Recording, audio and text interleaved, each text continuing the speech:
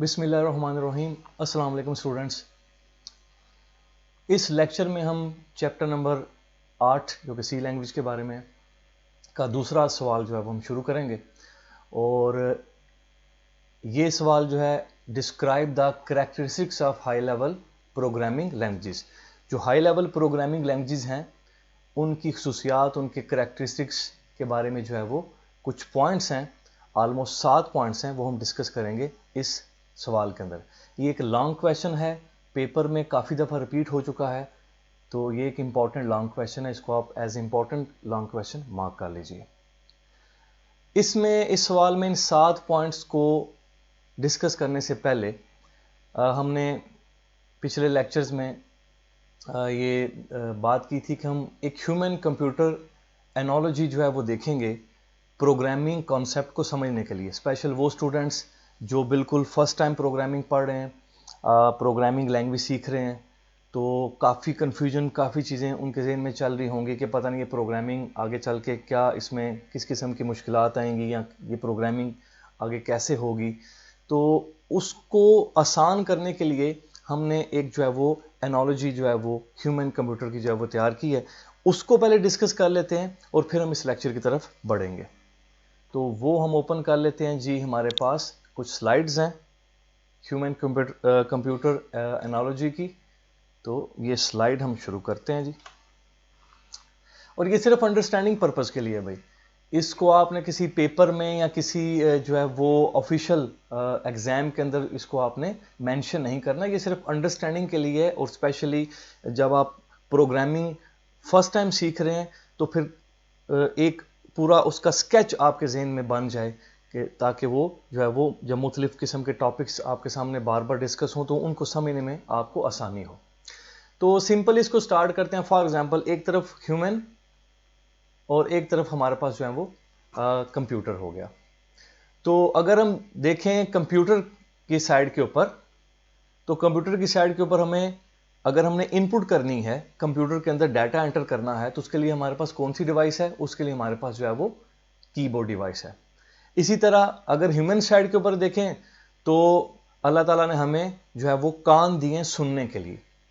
तो जो voice input है वो हम जो है वो कान के जरिए करते हैं, ईयर के जरिए करते हैं। तो इसका मतलब है ह्यूमन के पास जो है वो इनपुट डिवाइस जो है वो कान की शक्ल में मौजूद है, कंप्यूटर के पास जो इनपुट डिवाइस है वो कीबोर्ड की शक्ल में मौजूद है। इसी तरह अगर कोई आपसे कहता है 2 + 2 कितना होता है, तो आप उसका आंसर जो है वो जाहिर बात है बोल के दोगे। तो आप उसे कहोगे जी 4 है, तो आप उसका आंसर जो है वो मुंह से बोल के दोगे।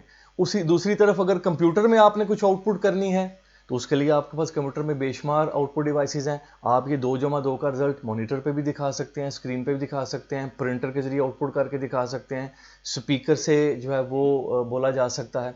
ठीक है जी। तो ये एनालॉजी जो है वो इस तरह बनती जाएगी। इसी तरह और बहुत सारी चीज़ें जैसे कि इनपुट डिवाइसेस अगर कंप्यूटर में हैं, जैसे स्कैनर है, आप पेपर रखते हैं, पेपर स्कैन होकर कंप्यूटर जो है कंप्यूटर में डिजिटल फॉर्म में चला जाता है। हमारे पास जो है वो आइज़ ह्यूमन साइड के ऊपर हैं। इसकी एनालॉजी इसके साथ बन सकती है कि आप जो देखते हैं वो जाहिर बात है आप उसको एज ए इनपुट जो है वो अपने माइंड में, अपने दिमाग में, अपने ब्रेन में कहीं स्टोर कर लेते हैं। तो इस तरह एनालॉजी जो है वो ह्यूमन कंप्यूटर की बनती जाती है। इसी तरह अगर आगे चलें तो हमारे पास जो है वो कंप्यूटर के अंदर जो है वो कुछ परमानेंट स्टोरेज डिवाइसेस होती हैं, जैसे कि हार्ड डिस्क है, जैसे एसएसडी है, या और जो टेप ड्राइव पुरानी यूज़ होती थी। तो ये परमानेंट डाटा को स्टोर करने के लिए इस्तेमाल होती थी, जिस डाटा को आपने बाद में इस्तेमाल भी करना है। तो हमारे ब्रेन का भी कुछ पार्ट ऐसा है जिसमें कुछ चीज़ें परमानेंट स्टोर रहती हैं। जैसे कि अगर कोई हमसे हमारा नाम पूछे, एड्रेस पूछे, हमारा फ़ोन नंबर पूछे, हमारी क्वालिफ़िकेशन पूछे, हमारे जो क्या कहते हैं उसको, जो रिलेशंस हैं उनके नेम, वो सब कुछ परमानेंटली हमारे पास जो है वो हमारे दिमाग के किसी हिस्से में, हमारे ब्रेन के एक पार्ट के अंदर जो है वो परमानेंट स्टोर है। तो हम कह सकते हैं कि हमारे पास भी एक स्टोरेज, परमानेंट स्टोरेज डिवाइस जो है वो दिमाग के किसी हिस्से में या हमारे हेड के किसी सेक्शन के अंदर जो है वो मौजूद है। इसी तरह कंप्यूटर में अगर हम आगे बात करें तो हम कहते हैं जी कंप्यूटर में तो टेम्परेरी स्टोरेज भी होती है, जिसको अमूमी तौर पे हम जो है वो रैम के साथ जो है वो रेफर करते हैं। रीड रैंडम एक्सेस मेमोरी, इसमें डाटा हार्ड डिस्क से जो डाटा आता है वो सारा प्रोसेस जो है वो आके रैम में वो लोड होता है और फिर रैम से आपका उसको सीपीयू जो है वो प्रोसेस करता है। पार्ट 1 में हम चैप्टर नंबर 5 में ये चीज़ें पढ़ चुके हैं। तो दूसरी तरफ हमारा जो ब्रेन का एक पार्ट है उसमें भी बहुत सारी ऐसी चीज़ें हैं जो हम टेम्परेरी तौर पे जिनको लोड करते हैं और फिर उनको ख़त्म कर देते हैं। हम उनको परमानेंटली याद नहीं रखते, क्योंकि हम ये मानते हैं कि शायद इस चीज़ को परमानेंट मुझे याद रखने की ज़रूरत नहीं है। फॉर एग्जाम्पल, आप कहीं गए, किसी बैंक में गए, वहाँ आपने टोकन लिया, टोकन के ऊपर कोई नंबर था, वो आपने वहाँ उसको याद किया थोड़ी देर के लिए, जब वो टोकन इस्तेमाल हो गया उसके बाद आप उसको भूल गए। तो अब आप 2 या 4 या 5 महीने बाद या कुछ दिनों के बाद अगर कोई आपसे पूछे वो टोकन नंबर क्या था, तो मोस्ट प्रोबेबली वो आपको याद नहीं होगा, क्योंकि वो टेम्परेरी तौर पर आपने कहीं ब्रेन के किसी पार्ट के अंदर उसको स्टोर किया था। तो इसके हम ये ज्यूम कर लेते हैं कि हमारे पास एक टेम्परेरी मेमोरी भी जो है वो अल्लाह ताला ने हमें दी है, जिसमें हम उन चीज़ों को थोड़ी देर के लिए रखते हैं जो हमें टेम्परेरी आर्जी तौर पे चाहिए, उसके बाद उनका कोई काम नहीं तो हम उनको जो है वो भूल जाते हैं। तो रैम भी हमारे पास एज ए ह्यूमन अगर हम देखें तो हमारे पास रैम भी है, हार्ड डिस्क भी है, इनपुट डिवाइसेस भी हैं, आउटपुट डिवाइसेस भी हैं, और फिर सबसे मेन जो पार्ट है हमारा कंप्यूटर में processor, brain of the computer. तो हमारे पास भी जारी बात है ब्रेन है, जिसके जरिए हम सोचते हैं, जो डिसीजन मेकिंग सारी करते हैं वो सारी हमारी ब्रेन के जरिए होती है।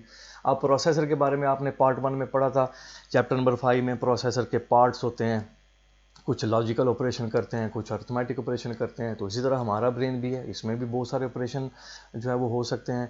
हम भी लॉजिकल यानी डिसीजन मेकिंग करते हैं वो ब्रेन के जरिए करते हैं, और कोई हमने ऑपरेशन चाहे वो अर्थमेटिक ऑपरेशन हो या कोई परफॉर्म करना है वो भी हम ब्रेन के जरिए करते हैं।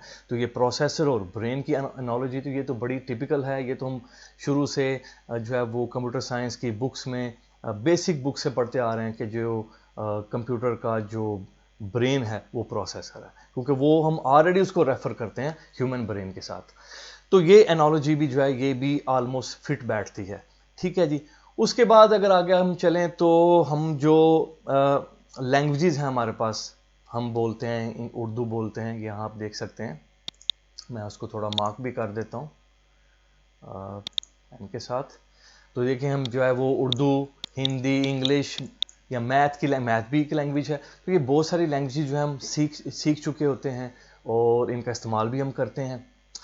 लेकिन अगर हम यहाँ ये ज्यूम करें कि हमारा जो ये गोश्त पोश का जो ब्रेन है वो इन लैंग्वेजेस को अंडरस्टैंड कर सकता है, तो थोड़ी सी शायद हम यहाँ गलती कर जाएंगे।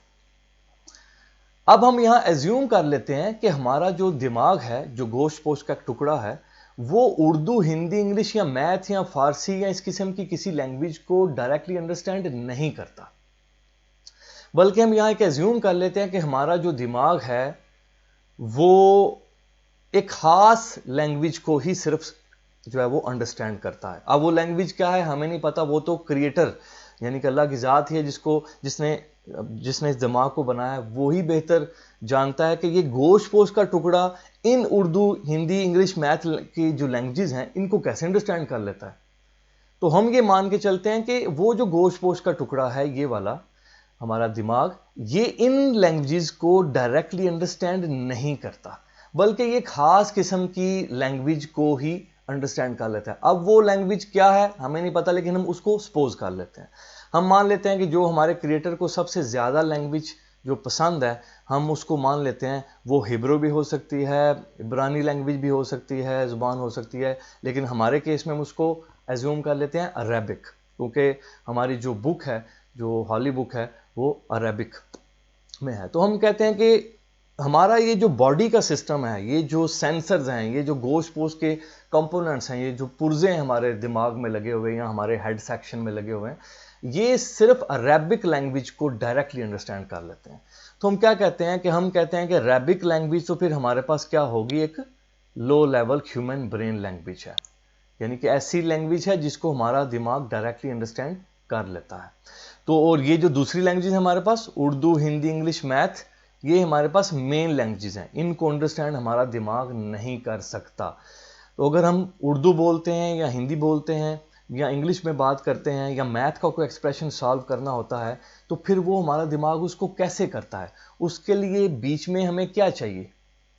उसके लिए बीच में हमें चाहिए जो है वो लैंग्वेज ट्रांसलेटर चाहिए। जैसे कि ये हमें इन लैंग्वेजेस को इस दिमाग से प्रोसेस करवाने के लिए कोई लैंग्वेज ट्रांसलेटर जो है वो चाहिए। जैसे कि आप बचपन से मैथ सीखते आ रहे हैं, फिर हम उर्दू भी सीखते हैं, फिर उर्दू ग्रामर भी सीखते हैं, और ये चीज़ें हमें पहले तो नहीं पता होती।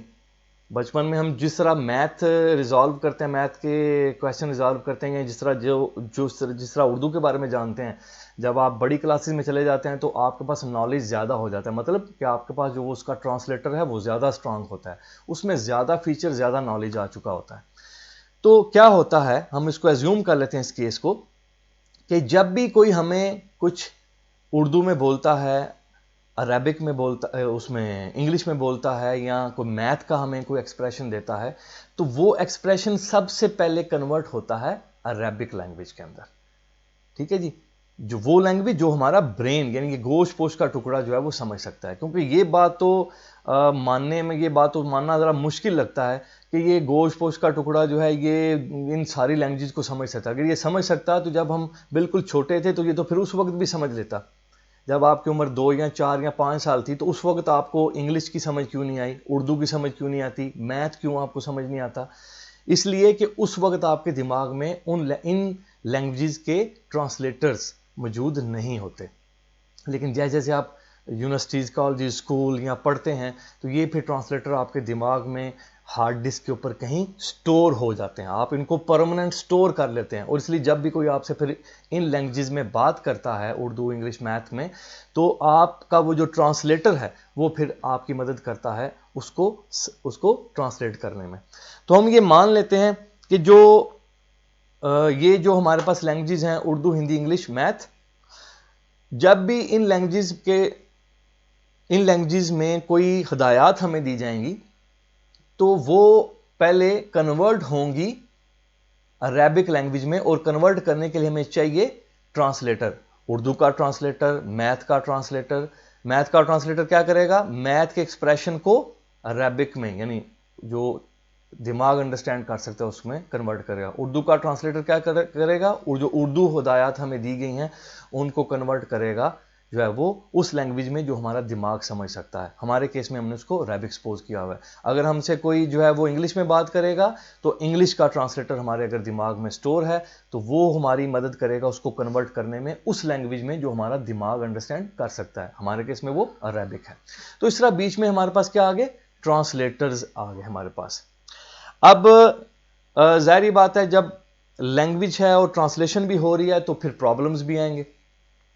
मतलब अगर जैसे ये एक इंस्ट्रक्शन है, bring a glass of water for me, मेरे लिए पानी का गिलास लेके आओ।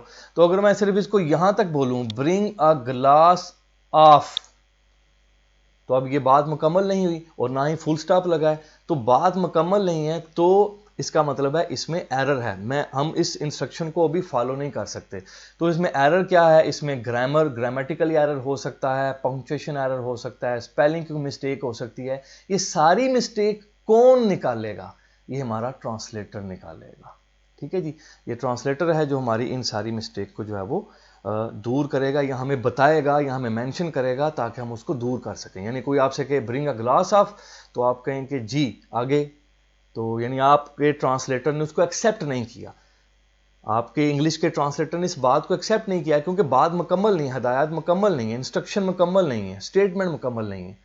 तो वो फिर आगे बोलेगा वाटर फॉर मी, यानी bring a glass of water for me. तो ये मुकम्मल हो गया, तो अब आप कहेंगे कि ये ओके हो गया, मुझे ये एक हिदायत समझ आ गई है। तो इसी तरह अगर हम कंप्यूटर वाली साइड के ऊपर जाते हैं इसी एनालॉजी को लेके, तो हमारे पास यहां जो है वो कंप्यूटर के अंदर भी जो है वो दो टाइप्स की लैंग्वेजेस हमें जो है वो देखने को मिलती हैं। हमारे पास कंप्यूटर में लो लेवल लैंग्वेजेस भी होती हैं, और हमारे पास कंप्यूटर में जो है वो आपकी हाई लेवल लैंग्वेजेस होती हैं। ये दो टाइप्स की लैंग्वेजेस हम कंप्यूटर की जो कंप्यूटर में हम देखते हैं प्रोग्रामिंग, जब हम प्रोग्रामिंग की बात करते हैं। जो लो लेवल लैंग्वेजेस हैं उनमें फॉर एग्जांपल हमारे पास एक लैंग्वेज है मशीन लैंग्वेज, जो कि आपके प्रोसेसर की नेटिव लैंग्वेज है, यानी आपका प्रोसेसर इसको डायरेक्टली अंडरस्टैंड कर लेता है। 0-1 की लैंग्वेज, इसको बाइनरी लैंग्वेज आप कहते हैं। यहां के केस में वो क्या थी, अरेबिक, और कंप्यूटर के केस में वो क्या है, मशीन लैंग्वेज है। तो हमारा दिमाग फॉर एग्जांपल अरेबिक लैंग्वेज को डायरेक्टली अंडरस्टैंड कर लेता है, तो कंप्यूटर हमारा जो है वो मशीन लैंग्वेज को डायरेक्टली अंडरस्टैंड कर लेता है। इसी तरह जो है वो हाई लेवल लैंग्वेज की अगर हम बात करें, ठीक है जी, तो हमारे पास हाई लेवल लैंग्वेजेस में जो है वो उर्दू, हिंदी, इंग्लिश, मैथ पर ये सारी मेन लैंग्वेजेस जिनको हम मान लेते हैं कि हाई लेवल लैंग्वेजेस हैं, और दूसरी तरफ हमारे पास कंप्यूटर में भी हाई लेवल लैंग्वेजेस मौजूद हैं जी, ठीक है, जिनका आपने पिछले लेक्चर में जो है वो जिनके बारे में हमने पढ़ा भी है। तो C++, जावा या पाइथन या इस किस्म की जो लैंग्वेजेस हैं ये हमारे पास हाई लेवल लैंग्वेजेस में आ जाती हैं।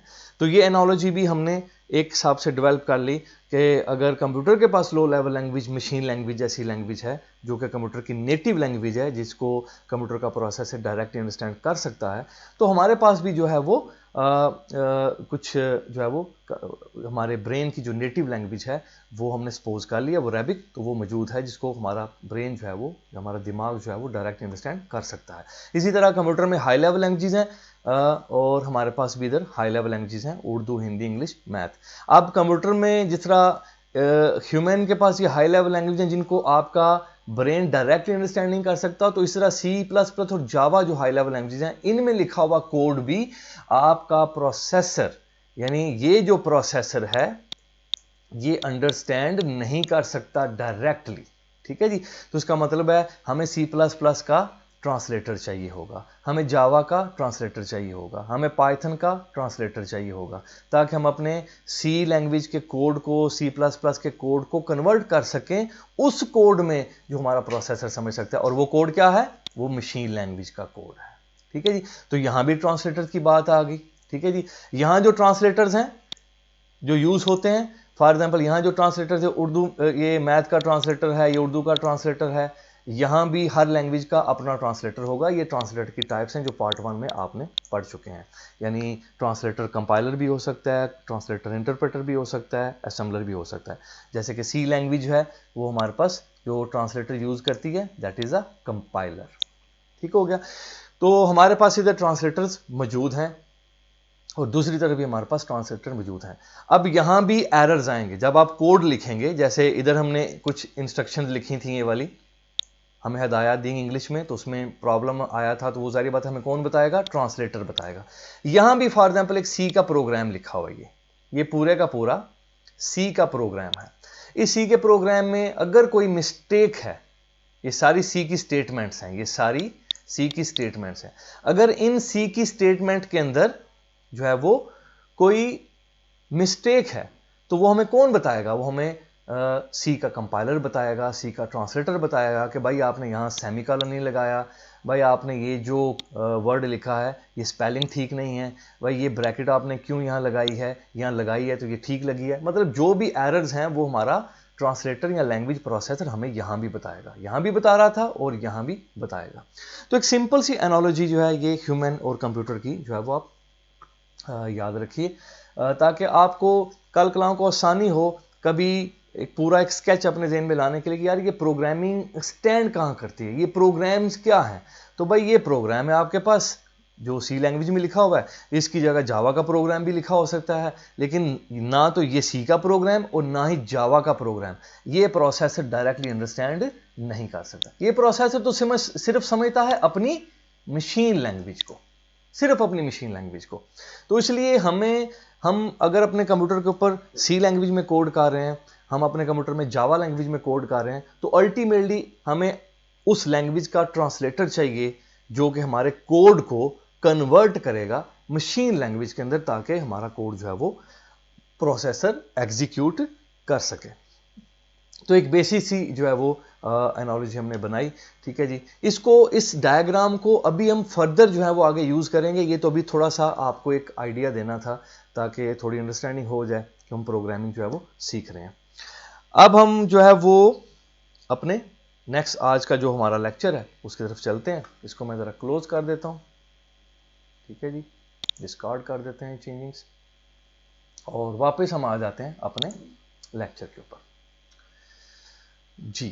तो यहाँ आ गया।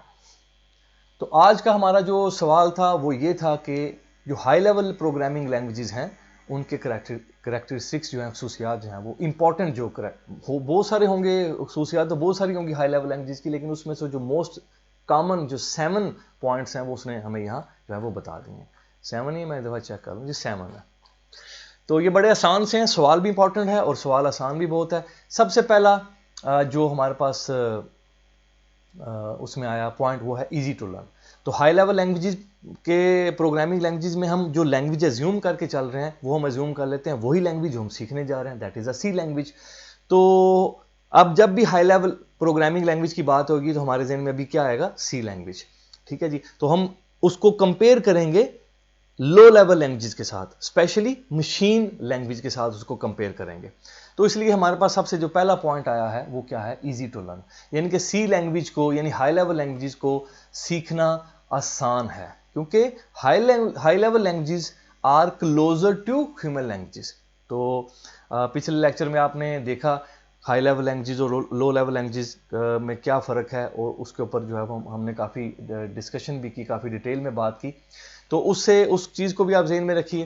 तो हाई लेवल लैंग्वेज जो हैं क्योंकि ह्यूमन लैंग्वेज की ज़्यादा क्लोज होती हैं, इनमें इंग्लिश लाइक वर्ड्स होते हैं, इसलिए इनको सीखना जो है वो आसान होता है। और मशीन लैंग्वेज क्योंकि उसमें 0-1 का कोड होता है, तो ऐसे हाई लेवल लैंग्वेज में बिल्कुल नहीं होता। तो ये हमारे लिए पहला पॉइंट आ गया कि इनको सीखना आसान है। These are English like languages and are easy to learn. तो ये तकरीबन जैसे हमारी इंग्लिश लैंग्वेज है वैसे ही तकरीबन ये इन लैंग्वेजेस के अंदर हम कोड करते हैं, इंग्लिश लाइक वर्ड्स लिखते हैं। तो ये हमारे लिए सीखना, इसके अंदर कोड करना, इसमें प्रोग्राम लिखना आसान हो जाता है। तो पहला पॉइंट ईजी टू लर्न। दूसरा पॉइंट हमारे पास ईजी एरर डिटेक्शन। तो हाई लेवल लैंग्वेजेस जो हैं उनमें अगर कोड करना आसान है, देखें एक कोड लिखा हुआ है 0-1 के अंदर, 0-1 0-0 1-1 0-0, ये कोई इंस्ट्रक्शन लिखी हुई है। तो आप इन इंस्ट्रक्शन को आसानी से समझ लेंगे, या अगर आपके सामने ये लिखा हो print X, print Y, print A, print B, तो अभी चलें प्रिंट ए बी या एक्स वाई, ये तो अंदाजा नहीं कि ये कमांड जो है वो कैसे और कहां यूज करनी है। लेकिन 0-0-1-1-0-0 एक जगह पे लिखा हुआ है और एक जगह पे लिखा हुआ है प्रिंट ए, तो हम दोनों में से आसानी से किसको समझ सकते हैं, प्रिंट ए वाली को। तो जब आसानी से हम प्रिंट ए वाली को समझ सकते हैं तो फिर एरर भी आसानी से हम जो है वो इसी प्रिंट ए वाली स्टेटमेंट से निकाल सकते हैं, जो कि हाई लेवल लैंग्वेज की स्टेटमेंट है। तो high level languages are easy to read and modify, क्योंकि इनके कोड को रीड करना और उसको मॉडिफाई करना आसान होता है।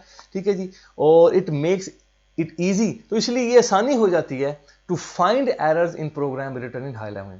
तो हम हाई लेवल लैंग्वेज में लिखे हुए प्रोग्राम में से जो एरर्स हैं वो भी आसानी से फिर ढूंढ लेते हैं। एक तो इनको सीखना आसान हो गया, और दूसरा इन लैंग्वेजेस के अंदर, हाई लेवल लैंग्वेजेस के अंदर, चाहे वो सी है, जावा है या C++ है, इनमें एरर्स को डिटेक्ट करना, ढूंढना, ठीक है जी, और उनको करेक्ट करना वो हमारे लिए आसान हो जाता है। तीसरा हमारे पास आ जाता है स्टैंडर्डाइज सिंटैक्स, जो कि हमने पिछले लेक्चर में शायद डिस्कस किया था। वेल डिफाइंड इंस्ट्रक्शन की फॉर्म में बात हमने की थी कि हाई लेवल लैंग्वेज जो है वो स्टैंडर्डाइज सिंटैक्सेस जो है वो यूज करती हैं। यानी ऐसा नहीं है कि आप जो है वो सी लैंग्वेज में कोड कर रहे हैं तो आप अपनी मर्जी से अपने कोई भी रूल या किसी भी तरीके से उसको कोड करेंगे। आपको कोई ना कोई खास किस्म का जो स्टैंडर्ड है जो सी लैंग्वेज के लिए तैयार किया गया है, आपको उसको फॉलो करना पड़ेगा, आपको उन रूल्स को फॉलो करना पड़ेगा। कहाँ स्टेटमेंट में ब्रेक देनी है, कहाँ स्टेटमेंट के एंड के ऊपर सेमीकोलन लगाना है, कहाँ ब्रेसेस लगानी है, कहाँ कर्ली ब्रेसेस नहीं लगानी, कौन सी फाइल शामिल करनी है, उस फाइल को शामिल करने का तरीका क्या है, वो सारा कुछ एक स्टैंडर्ड के तहत, एक डिसिप्लिन के तहत आपको जो है वो बता दिया जाता है। आप उसी स्टैंडर्ड को फॉलो करते हुए आप सी लैंग्वेज के अंदर कोड करते हैं। These language describe well defined way, ये वही बात होगी जो हमने पिछले लेक्चर में की थी। तो प्रोग्राम लिखने के लिए इसमें एक स्टैंडर्डाइज तरीका होता है। ठीक है जी। तो आप जैसे कि आप स्टैंडर्ड वही है जैसे अब हम रोज़मर्रा में बात करते हैं। आप देख लें कि 5 स्टार होटल है, उसका एक अपना स्टैंडर्ड है, 7 स्टार होटल है, उसका एक अपना स्टैंडर्ड है। तो आप जब इन होटल्स में जाते हैं तो फिर आपको वो सारे स्टैंडर्ड्स नज़र आते हैं, और अगर वो मेंटेन नहीं करते तो ज़ाहिर बात है ये उन इदारों के लिए फिर पेनल्टीज़ उनके ऊपर होती है, जो उनके ऊपर इदारे बैठे हुए हैं। वो फिर देखते हैं कि ये जो होटल है जिसको हमने 5 स्टार मार्क किया हुआ है, अगर ये उन स्टैंडर्ड्स को फॉलो नहीं कर रहा तो फिर वो उसकी जो क्या कहते हैं रजिस्ट्रेशन है, वो फिर वो कैंसिल भी करते हैं, वो उनके लिए प्रॉब्लम भी क्रिएट होती है। तो इस तरह जो लैंग्वेजेस हैं, चाहे सी लैंग्वेज है, जैसे सी लैंग्वेज में एक हमारे पास बड़ी एक इम्पॉर्टेंट कॉरपोरेशन है, इदारा है, ऑर्गेनाइजेशन है, अमेरिकन नेशनल स्टैंडर्ड इंस्टीट्यूट। तो इसने जो है वो एक सी लैंग्वेज के लिए स्टैंडर्ड बनाया हुआ है जिसको हम कहते हैं एनसीसी। ये एनसी तो इदारे का नाम है ना, ये तो हम पार्ट 1 में भी पढ़ चुके हैं। आईएसओ है, एनसी है, IEEE है, बहुत सारे इदारों के नाम हम पढ़ चुके हैं जो वर्ल्ड वाइड स्टैंडर्ड जो है वो बनाती हैं मुख्तलिफ प्रोडक्ट्स के लिए, मुख्तलिफ सॉफ्टवेयर्स के लिए, नेटवर्क्स के लिए, और जो मुख्तलिफ हमारे पास इंडस्ट्री प्रोडक्ट्स हैं, इवन दो फैन इंडस्ट्री होगी, ये चीज़ें हमने ऑलमोस्ट जो है वो डिस्कस की हुई हैं। इसी तरह सी लैंग्वेज जो है इसके भी डिफरेंट स्टैंडर्ड्स हैं। जैसे इस वक्त जो शुरू में जो बनाया गया था, एनसी वालों ने एक स्टैंडर्ड बनाया था 1989 में, उसको नाम उन्होंने दिया था C89 स्टैंडर्ड। फिर उसके बाद जो है वो C99 स्टैंडर्ड आया, उसमें कुछ बेहतर इंप्रूवमेंट्स की गई कि सी के कोड में चीज़ें नई ऐड की गई, कोड को इम्प्रूव किया गया कि सी के कोड को ऐसे लिखना है, ये चीज़ें इसमें शामिल नहीं होंगी, कुछ चीज़ों को डेप्रिकेट कर दिया गया, कुछ चीज़ को शामिल कर लिया गया। फिर उसके बाद चलते चलते जो है वो C11 2011 में सी का स्टैंडर्ड आया, और उसके बाद फिर 2017 में जो है वो C17 के नाम से इसका स्टैंडर्ड आया, और फिर इसका जो लेटेस्ट स्टैंडर्ड है सी का जो चल रहा है अभी स्टेबल, दैट इज़ C18। तो ये स्टैंडर्ड्स हैं जिनमें जैसे C17 था या C11 था, तो C11 में कुछ जो थ्रेड्स होती हैं, छोटे छोटे प्रोसेस होते हैं आपके प्रोसेस में, आपके प्रोसेसर जो जिनको एग्जीक्यूट करता है, तो उसकी मैनेजमेंट के मतलब कुछ फीचर जो है वो इंक्लूड किए गए। तो इन स्टैंडर्ड्स में ये फ़र्क होता है कि कुछ नए फीचर्स को इंक्लूड किया जाता है, कुछ पुराने फीचर जो डेवलपर्स रिक्वायर कर रहे होते हैं कि यार इनको डेप्रिकेट कर दें, इनको ख़त्म कर दें, इनको डिक्लाइन कर दें इनका, तो वो ख़त्म कर दिए जाते हैं, और नए फीचर जो वक्त की ज़रूरत होती है उसके हिसाब से उसको स्टैंडर्डाइज कर दिया जाता है, और नए फीचर्स को ऐड कर दिया जाता है। तो ये हो गया। तो इन लैंग्वेजेस में क्योंकि कोड जो है वो खास स्टैंडर्ड के तहत लिखा जाता है, तो इसलिए अगर आप यहाँ एनसी के जो स्टैंडर्ड के तहत कोड कर रहे हैं और आप किसी दूसरे कंट्री में जाते हैं और वहाँ आपको एक जॉब ऑफर होती है और वो कहते हैं जी हम एक खास स्टैंडर्ड के तहत सी के अंदर जो है वो हम कोड करते हैं, तो आपको बड़ी आसानी होगी क्योंकि आप उस स्टैंडर्ड को फॉलो कर रहे होंगे। तो ये स्टैंडर्ड का हमें जो है वो एक एज भी मिल जाता है। हार्डवेयर नॉलेज जो है वो इसमें हमें ज़्यादा डीप जो है वो रिक्वायर जो है वो नहीं होता जब हम हाई लेवल लैंग्वेज की प्रोग्रामिंग कर रहे होते हैं, क्योंकि ऐसा हमने जो है वो हार्डवेयर को तो एक्सेस नहीं करना होता ज़्यादा। ठीक है जी। तो हमें बाकी आपका बैकएंड के ऊपर सारा काम जो है वो आपके कंपाइलर या आपके ट्रांसलेटर या आपके इंटरप्रेटर वो कर रहे होते हैं हार्डवेयर लेवल के ऊपर काम। आपका काम होता है बेसिक लेवल के ऊपर, अपर लेयर के ऊपर उस लैंग्वेज की इंस्ट्रक्शंस को लिखना। तो these language do not require deep knowledge of hardware. तो आपके पास हार्डवेयर का डीप नॉलेज होना लाजमी नहीं है। या मशीन आर्किटेक्चर के बारे में जो हमने पार्ट 1 में चैप्टर नंबर 5 के पहला क्वेश्चन था हमारे पास आर्किटेक्चर के बारे में, तो उसका कोई बहुत ज़्यादा नॉलेज होना एक प्रोग्रामर के पास लाजमी नहीं है जब आप हाई लेवल लैंग्वेज में प्रोग्रामिंग कर रहे हैं। ठीक है जी। ये programmer can write efficient program. Programmer जो है वो बड़े बेहतरीन प्रोग्राम जो है वो लिख सकता है without a deep knowledge of hardware. तो बगैर हार्डवेयर के बहुत ज़्यादा नॉलेज के प्रोग्रामर जो है वो हाई लेवल लैंग्वेज में बेहतरीन प्रोग्राम जो है वो लिख सकता है। He can concentrate on solving the problem rather than concerning the human machine interaction. तो आपका जो मेन फोकस होता है अपने प्रॉब्लम को सॉल्व करने के ऊपर होता है। जैसे कि फॉर एग्जांपल अगर इस कोड को देखें, यहाँ ये कोड लिखा हुआ है और इस कोड में लिखा हुआ है प्रिंट एफ इनटू सी। ठीक है जी। ये कोड क्या करता है, ये सिंपल क्या करता है कि जो सी के अंदर जो वैल्यू आएगी, यानी कि 10 और 5 को जो हम जमा करेंगे तो सी में क्या आ जाएगा 15, इसको स्क्रीन के ऊपर डिस्प्ले कर देगा 15 को। अब देखें स्क्रीन मॉनिटर ये तो एक हार्डवेयर है, तो हमें कैसे पता कि ये स्क्रीन के ऊपर कैसे डिस्प्ले करेगा? हमने तो बस लिख दिया प्रिंट एफ सी, तो ये 15 को स्क्रीन के ऊपर डिस्प्ले कर देगा। भाई यहाँ तो हमारे पास पूरा फिर नॉलेज होना चाहिए कि ये स्क्रीन के ऊपर जो है वो ये स्क्रीन कैसे काम करती हैं, मैं स्क्रीन को कैसे जो है वो इनपुट भेजूँ और ये स्क्रीन उसको कैसे आउटपुट करेगी।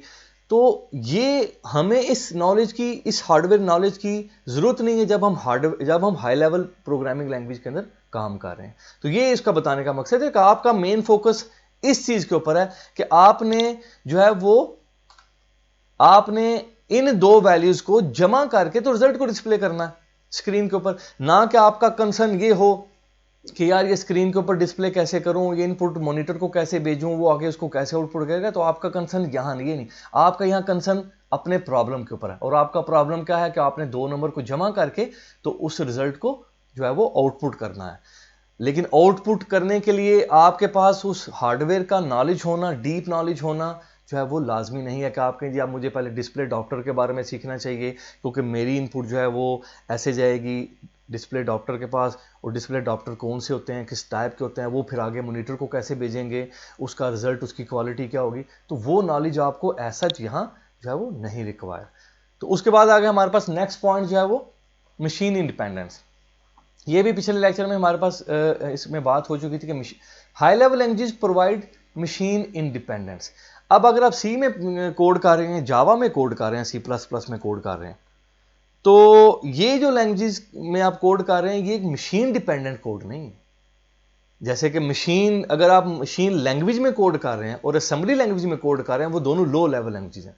तो वो हर प्रोसेसर की अपनी मशीन लैंग्वेज होती है और हर प्रोसेसर की अपनी असेंबली लैंग्वेज होती है। ऐसा नहीं है कि मोटोरोला प्रोसेसर का असेंबली लैंग्वेज का कोड उठा के आप जो है वो इंटेल प्रोसेसर के ऊपर जो है वो एग्जीक्यूट करें, तो वो प्रॉब्लम क्रिएट करेगा। लेकिन इस केस में, हाई लेवल लैंग्वेज के केस में ऐसा नहीं है। सी लैंग्वेज का कोड आपने लिखा, आपने मोटोरोला प्रोसेसर के ऊपर उसको रन किया, कोई इशू नहीं है। वही कोड सी लैंग्वेज का उठाएं और आप इंटेल प्रोसेसर के ऊपर ले जाएं और बगैर किसी प्रॉब्लम के आप वहां भी वो रन करेंगे। क्यों? क्योंकि बीच में क्या है, ट्रांसलेटर। तो आपकी तो ये परेशानी है ही नहीं कि जो है वो आप कोड जो है इस आर्किटेक्चर से दूसरे डिफरेंट आर्किटेक्चर के ऊपर लेके जाएंगे तो कोई प्रॉब्लम होगा। भाई सी का कोड तो सेम है। आगे तो कंपाइलर क्या करेगा, जो बीच में ट्रांसलेटर है, वो मोटोरोला के ऊपर जब ट्रांसलेट करेगा सी का प्रोग्राम मशीन लैंग्वेज में, तो वो मोटोरोला के हिसाब से कर देगा। जब इंटेल के ऊपर आप सी का प्रोग्राम चलाने की कोशिश करेंगे तो वो सी का कंपाइलर या उसका ट्रांसलेटर क्या करेगा, वो इंटेल प्रोसेसर के हिसाब से उसको कंपाइल कर देगा। तो इसका मतलब है कि सी लैंग्वेज का कोड जो है वो किसी भी प्रोसेसर के ऊपर चल जाएगा। हाई लेवल लैंग्वेज जो है, इसलिए हम कहते हैं प्रोवाइड मशीन इंडिपेंडेंस। इसका मतलब है कि प्रोग्राम जो हाई लेवल लैंग्वेज में लिखे होते हैं वो एग्जीक्यूट हो जाते हैं डिफरेंट टाइप्स के कंप्यूटर पे। और यहाँ फिर कंप्यूटर से मुराद क्या होगी, processor. For example a program written in C can be executed on Intel processor and Motorola processor as well. ठीक हो गया। तो दोनों प्रोसेसर जो डिफरेंट आर्किटेक्चर के, दोनों के ऊपर ये चलेगा। उसके बाद हमारे पास आ गया मोर प्रोग्रामर्स। तो सी लैंग्वेज जो है या हाई लेवल लैंग्वेजेस जो हैं, इनके प्रोग्रामर आपको यकीनी बात है जो है वो ज़्यादा मिलेंगे। आपको बहुत कम प्रोग्रामर लो लेवल लैंग्वेज के, असेंबली लैंग्वेज के या मशीन लैंग्वेज के आपको मार्केट में नजर आएंगे। ठीक है, क्योंकि लैंग्वेज को सीखना मुश्किल है, उनके ऊपर काम करना मुश्किल है। But high level languages are easy to learn, क्योंकि हाई लेवल लैंग्वेजेस को सीखना आसान है। It encourages more people to learn these languages. तो इसलिए ज़्यादा लोग इस चीज़ के ऊपर होते हैं कि यार हमें फिर हाई लेवल लैंग्वेज सीखनी चाहिए ताकि हम आसानी से इनके ऊपर काम कर सकें। So many programmers of high level language are available. तो मार्केट में अब देखेंगे तो आपको मोस्टली जावा के प्रोग्राम मिल जाएंगे, सी प्लस प्लस के मिल जाएंगे, सी के मिल जाएंगे, पाइथन के मिल जाएंगे। लेकिन आप ढूंढने को जाएंगे तो शायद ही कोई आपको मशीन लैंग्वेज का प्रोग्रामर, असेंबली लैंग्वेज का प्रोग्रामर जो है वो आपको गिनती के मिलेंगे। ठीक है जी। और वो भी आपको किसी बड़ी मार्केट के अंदर मिलेंगे। छोटी मार्केट में, सॉफ्टवेयर इंडस्ट्री जो मार्केट है, वहां आपको ये प्रोग्रामर भी नहीं मिलेंगे क्योंकि इन लैंग्वेज को सीखना मुश्किल है। The last point is the shorter program. Program जो हाई लेवल लैंग्वेज में लिखे जाते हैं वो साइज में, यानी उनमें कम इंस्ट्रक्शन लिखे आप ज्यादा काम जो है वो प्रोसेसर से करवा सकते हैं। अब निस्बत अगर लो लेवल लैंग्वेज की बात की जाए, for example low level language में अगर आपने 2 + 2 करना है इवन दो, तो उसके लिए आपको शायद 10 लाइनें 0-1 बाइनरी कोड के अंदर लिखनी पड़े। वो आपकी इंस्ट्रक्शन शायद आप हाई लेवल लैंग्वेज में लिखें तो शायद 1-2 इंस्ट्रक्शन के अंदर वो आपका काम हो जाए। तो 1 instruction of high level language जो है वो इक्विवेलेंट है किसके, many instruction of low level language. तो जहां आपने लो लेवल लैंग्वेज में बहुत सारी इंस्ट्रक्शन लिख के एक काम आपने करवाना होता है, हो सकता है वही काम आप हाई लेवल लैंग्वेज में, सी, जावा वगैरह टाइप की लैंग्वेज के अंदर आप सिंगल या 1 या 2 इंस्ट्रक्शन लिख के वो काम आप जो है वो करवा रहे हैं। तो ये हमारे पास 7 इंपॉर्टेंट पॉइंट्स हैं जिनमें उसने हमें ये बताया है कि हाई लेवल जो प्रोग्रामिंग लैंग्वेजेस हैं उनके करैक्टरिस्टिक्स, उनकी खसूसियात, इंपॉर्टेंट खसूसियात जो हैं वो कौन सी हैं, वो हमने 7 पॉइंट की शक्ल में जो है वो डिस्कस कर ली हैं। ठीक है जी, ये हमारा आज का जो है वो सवाल था, आज का लेक्चर था। इस लेक्चर को रिवाइज लाजमी कीजिएगा, कुछ पॉइंट्स हैं, कुछ आपके जहन में कन्फ्यूजन है तो वो उसको पूछेगा। और हाँ, वो जो डायग्राम थी हमारे पास, ये जो हमने आपने डायग्राम देखी, इसमें भी काफ़ी बातें रहती हैं, इसमें भी नेक्स्ट स्लाइड भी रहती है और काफ़ी और चीज़ें जिसको हम बार बार इंशाल्लाह इस डायग्राम को यूज़ करेंगे जब तक हमारा प्रोग्रामिंग का जो कॉन्सेप्ट है, जो पैराडाइम है, वो क्लियर नहीं हो जाता।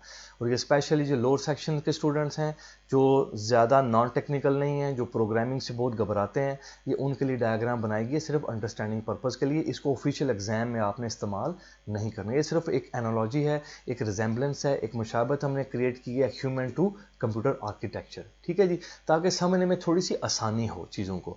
और ये जो डायग्राम अगर आपको समझ आ गई तो समझें कि आपकी एक तो प्रोग्रामिंग की बेस भी अच्छी बन जाएगी और हमारे जो पहले दो चैप्टर्स हैं ऑलमोस्ट, वो भी हमारे जो है वो अच्छे तरीके से क्लियर हो जाएंगे और नेक्स्ट चैप्टर्स में भी ये डायग्राम आपको फिर हेल्प आउट करेगी। तो अभी हमारे इस लेक्चर में जो है वो इतना ही। नेक्स्ट लेक्चर के अंदर जो है वो हम अपना टॉपिक नेक्स्ट देख लेते हैं। ये तो हो गए, बड़ा इंपॉर्टेंट क्वेश्चन था, ये पेपर में आ चुका है, इसको मार्क कीजिएगा।